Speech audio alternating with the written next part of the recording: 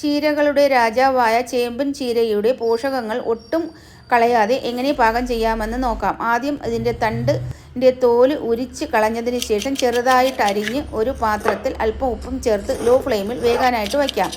അതിനുശേഷം ഇല പൊടിയായിട്ട് അരിഞ്ഞെടുത്ത് സ്റ്റീമറിൽ ഒരു വാഴയിലയിൽ പൊതിഞ്ഞ് ഒരു 10 മിനിറ്റ് വേകാനായിട്ട് വയ്ക്കാം. അതിനുശേഷം ഒരു മുറി തേങ്ങ, ചെറിയ ഉള്ളി, വെളുത്തുള്ളി, ജീരകം, കറിവേപ്പില, കാന്താരി മുളക് എല്ലാം കൂടി നല്ലതുപോലെ ചതച്ചെടുത്തതിന് ശേഷം ഒരു കടായി അടുപ്പിൽ വെച്ച് 1 സ്പൂൺ വെളിച്ചെണ്ണ, കടുകിട്ട് പൊട്ടിച്ച് ഉള്ളി, വറ്റൽമുളക്, കറിവേപ്പില എല്ലാം കൂടി ഇട്ട് മൂപ്പിച്ചെടുത്തതിന് ശേഷം ഈ അരപ്പ് ഇതിലേക്കിട്ട് ഇളക്കി യോജിപ്പിച്ച് വേകാൻ വച്ച തണ്ട് കൂടി ആദ്യം ഇട്ട് ഇളക്കിയതിന് ശേഷം ആവിയിൽ വേവിച്ച ഇതിൻ്റെ ഇല കൂടി ഇതിലേക്കിട്ട് ഇളക്കി യോജിപ്പിച്ച് എടുക്കാവുന്നതാണ്.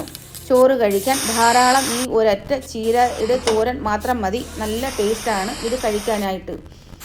ഈ വീഡിയോ നിങ്ങൾക്ക് ഇഷ്ടപ്പെട്ടെങ്കിൽ ലൈക്ക് ചെയ്യാനും സബ്സ്ക്രൈബ് ചെയ്യാനും മറക്കല്ലേ. Thank you for watching.